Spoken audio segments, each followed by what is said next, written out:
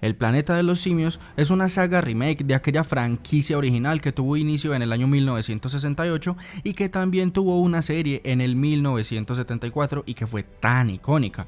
También hubo un remake en el año 2001, pero ese sinceramente no vale mucho la pena. Completamente opuesto a la saga moderna que empezó en el 2011 y que nos ha dado grandes películas, grandes personajes y unos momentos muy pero muy memorables, lo cual me lleva a decir con total tranquilidad que la franquicia del Planeta de los Simios no solo es superior al material original, sino que es una de las franquicias con mayor calidad y más equilibradas de la historia del cine. Y todo esto lo digo antes de que sea estrenada la cuarta película aquí en Colombia, pero tengo que decir que tengo muchas esperanzas de que también esté a la altura o que incluso sea mejor. Ahora sí, déjame contarte de manera resumida, en 3 puntos específicos, por qué considero que el Planeta de los Simios es una de las mejores sagas que existen. Punto número 1, la historia y su desarrollo.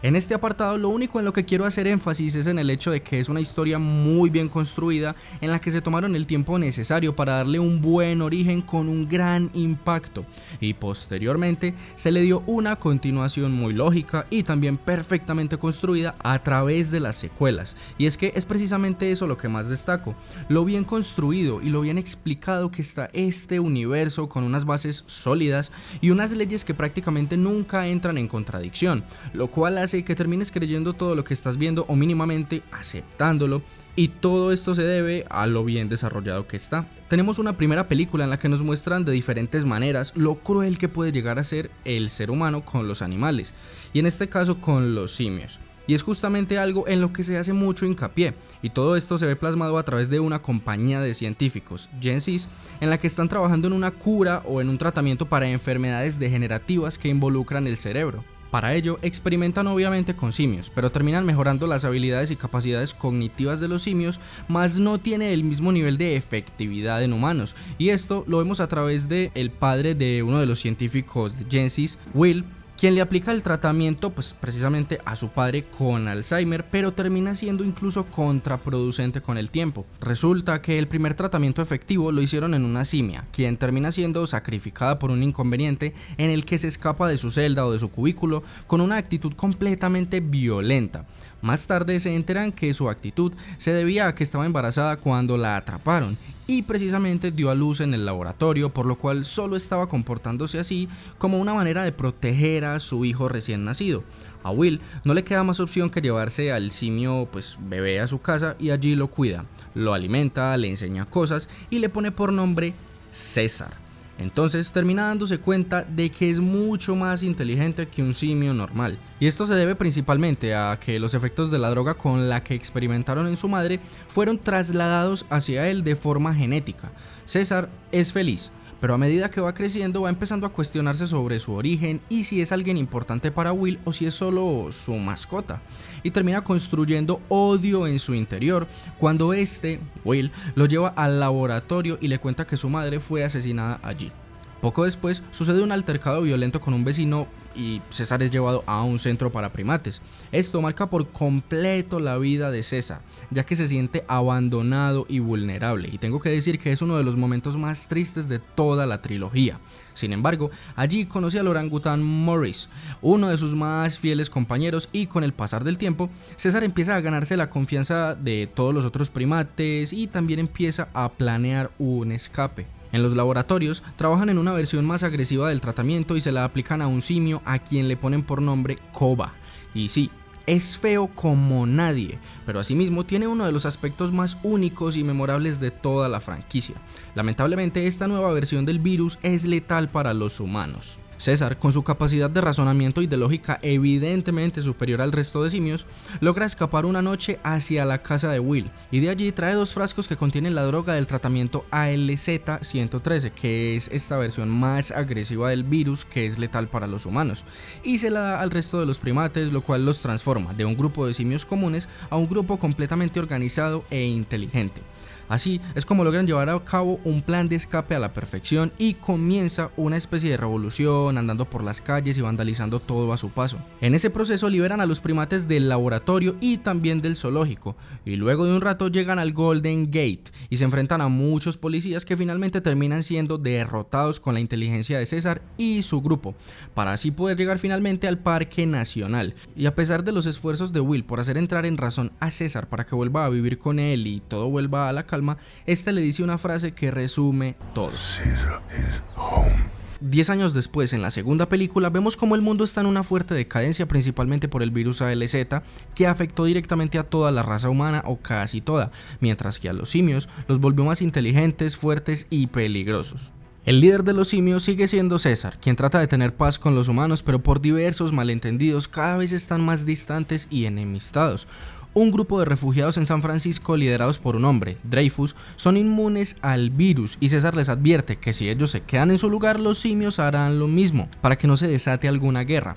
Malcolm, quien es uno de los protagonistas de la película, pide permiso a Dreyfus para ir a hablar con los simios y que estos les permitan trabajar en la presa hidroeléctrica que está ubicada justo al lado de donde viven los simios. Esto para poder tener electricidad en la ciudad nuevamente y poder comunicarse con otros sobrevivientes. Finalmente, César les da su permiso para trabajar allí. Sin embargo, poco después les dice que tienen que irse por un altercado que tienen con uno de los trabajadores al amenazar al hijo recién nacido de César. Al margen de todo esto, Koba, sí, aquel simio maltratado y rebelde de la primera película, todavía desconfía de los humanos, así que se las arregla para volver a crear una rivalidad entre humanos y simios, incluso llegando a traicionar a César al intentar matarlo para incriminar a los humanos.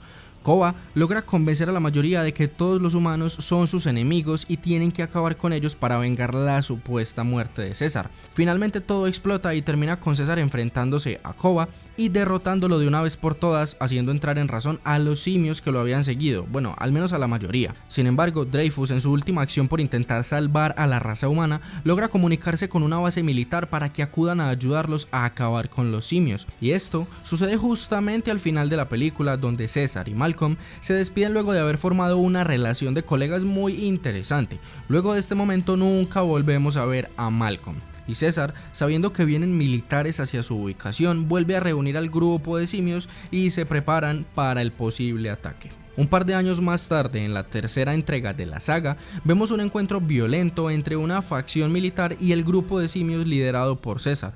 Algo a destacar es que el grupo de militares tiene entre sus integrantes a algunos simios que se fueron al lado contrario luego de la revolución de Koba en la película anterior.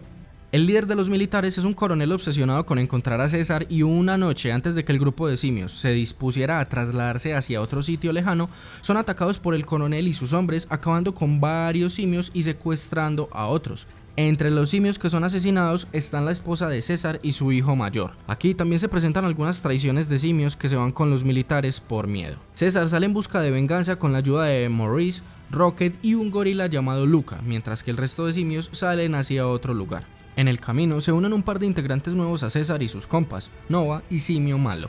Finalmente llegan a la base militar donde tienen a muchos simios del grupo de César viviendo como esclavos construyendo un muro, además de tener un gran arsenal que los convierte en un gran peligro y un problema rotundo para la supervivencia de todos los simios.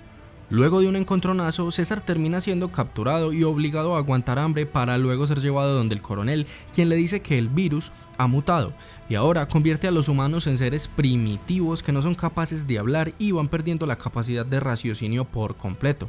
Poco después, Rocket, el amigo de César, es capturado y entre los dos llevan a cabo un plan de escape con la ayuda de Maurice y Simio Malo, usando un túnel para trasladar a todos los simios prisioneros. Justo en ese momento llega otra facción militar para atacar a la base del coronel, pero este ya está experimentando unas avanzadas fases del virus.